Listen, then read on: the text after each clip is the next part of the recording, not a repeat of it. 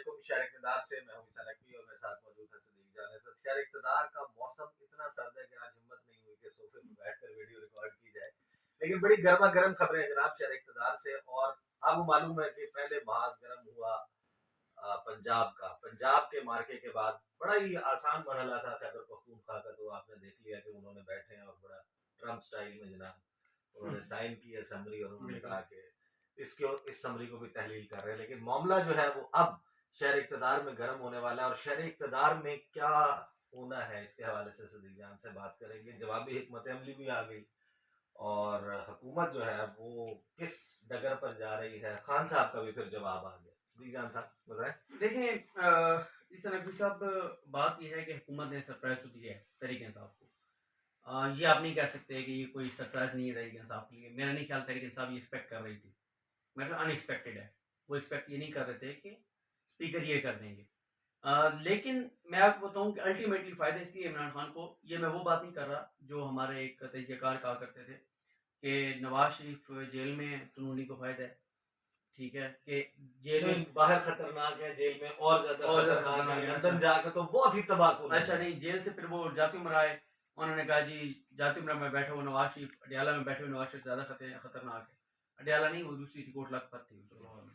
अच्छा फिर नवाज शरीफ जब बाहर नहीं जा रहे थे, ये तासुर दिया गया, जा नहीं रहे थे, बल्कि तासुर उन्होंने दिया कि वो नहीं जा रहे क्योंकि लंदन में बैठे हुए नवाज शरीफ से जाती उम्र में बैठे हुए नवाज शरीफ ज़्यादा खतरनाक है। जब वो चले गए तो उन्होंने कहा लंदन में बैठे हुए नवाज शरीफ जाती उम्र में बैठे हुए नवाज शरीफ ज़्यादा खतरनाक है, वहाँ खुल के बात कर सकते हैं। ये मैं उस तनाजुर में नहीं कह रहा कि अल्टीमेटली फायदा नवाज इमरान खान को।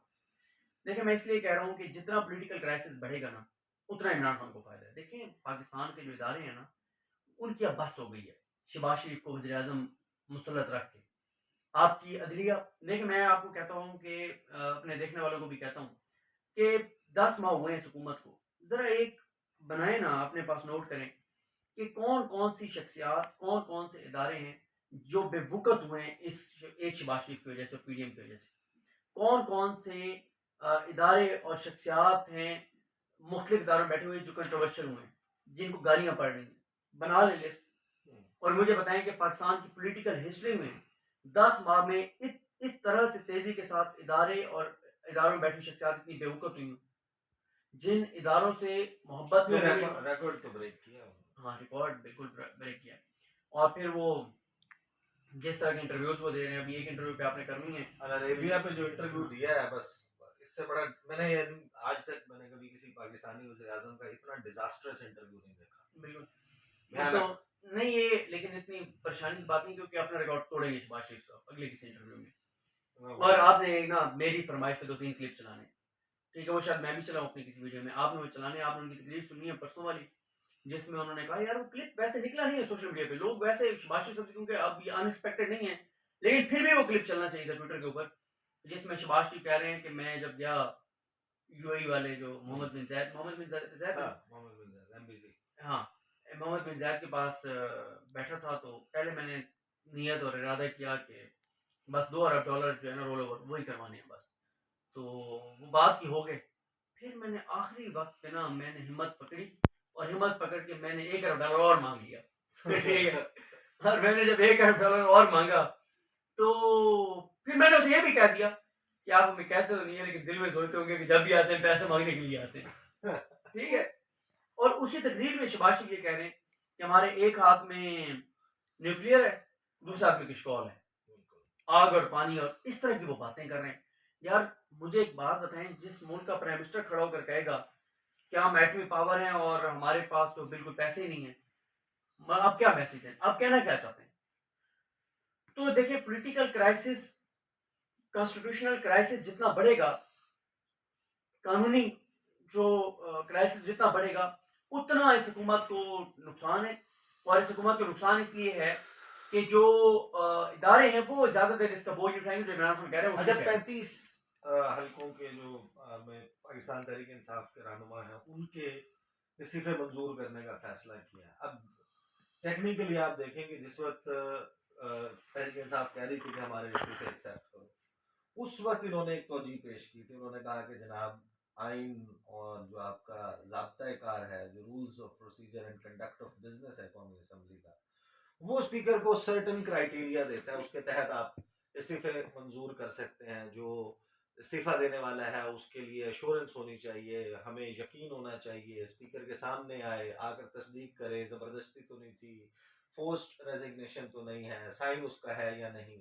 तो उस वक्त इनकी स्ट्रेटजी बिल्कुल डिफरेंट थी, और अब बाकायदा जो है वो एकदम उसी इसके ऊपर उन्होंने यू टर्न लिया। और 35, तो 35 का फिगर आपको क्यों लगता है कि ये करते सारे कर लेते, 35 क्यों किया? पहले जिस तरीके से 8-9 उन्होंने किया कि जनाब ये 8-9 में होंगे, और उसके बाद फिर अब ये 35 का, इसके पीछे देखिए इसकी वजह जो है ना, एक तो उसमें अगर आप वो लिस्ट आप पढ़े ना, तो वो सारे एमएनएज हैं जो कि इमरान खान के बहुत नजरियाती या इस तरह से इमरान खान के साथ खड़े हुए हैं कि जिनको नहीं तोड़ा जा सकता, और बहुत वोकल है। बहुत वोकल हैं। ठीक है, दूसरा यह है कि ये मजीद भी इस्तीफा मंजूर कर सकते हैं अगले एक हफ्ते में, किसी भी दिन जो है वो। लेकिन इन 35 का तो मकसद ये है, अगर आप इन 35 को शामिल कर लें और आप उसमें मुस्लिम लीग काफ प्लस उसमें आप ऐड कर लें जो शेख रशीद साहब हैं और जो उनके दीगर लोग जो इनके साथ लाइक माइंडेड है, तो इनकी तादाद वहां पर ले आए जहां पर ये कोरम पूरा नहीं कर सकते,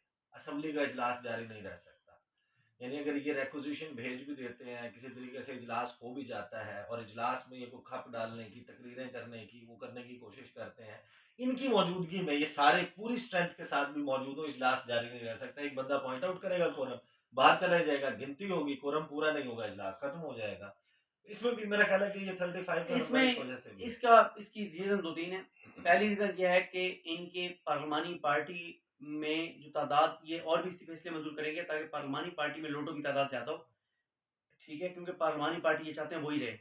दूसरा वही है कि निगरान सेटअप के लिए मशवरा शहबाज की उस राजा रियाज से करें जो कहते हैं मैंने नून लीग के टिकट पे इलेक्शन लड़ना है।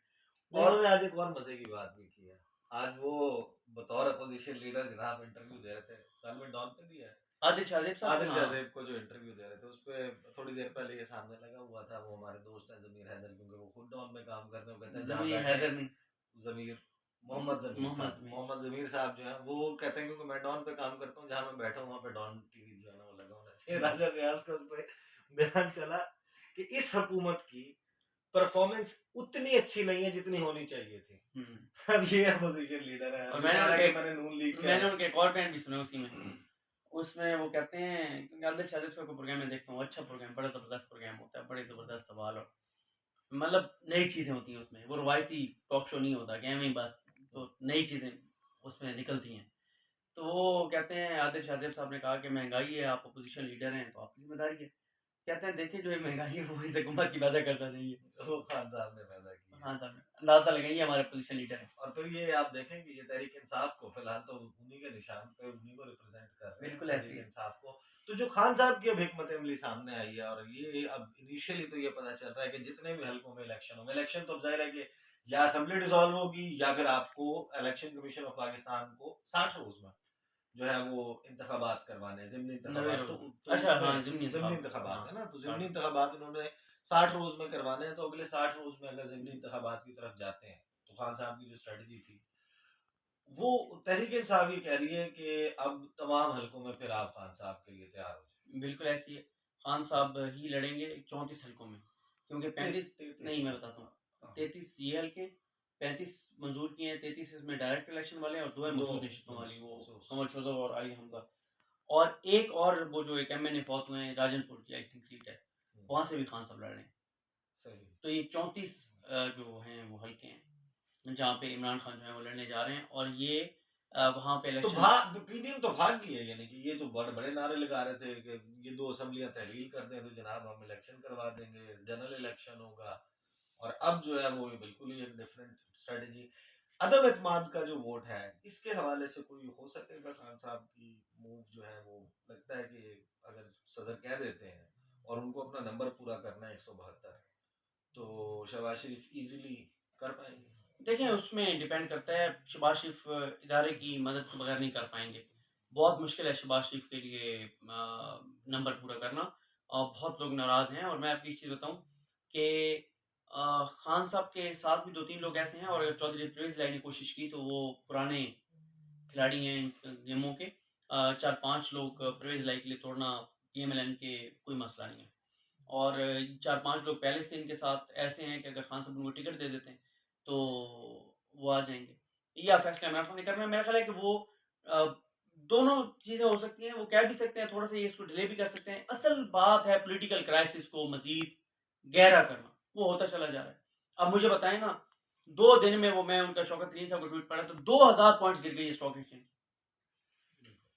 तो नहीं, अदरवाइज भी इकोनॉमी की तो सूरत हाल सबके सामने है। पंजाब और खैबर पख्तूनख्वा में अबूरी हुकूमतों का क़याम है, इसका मामला है, उनके नाम भी आ गए बिल्कुल। और कोई हैरत नहीं हुई जो उधर से नाम आए। और अब जो सारा फोकस है जो पॉलिटिकल मारा मारी का, सियासी लड़ाई का, वो अब होने वाला है शहर इक़्तिदार एक मरतबा फिर।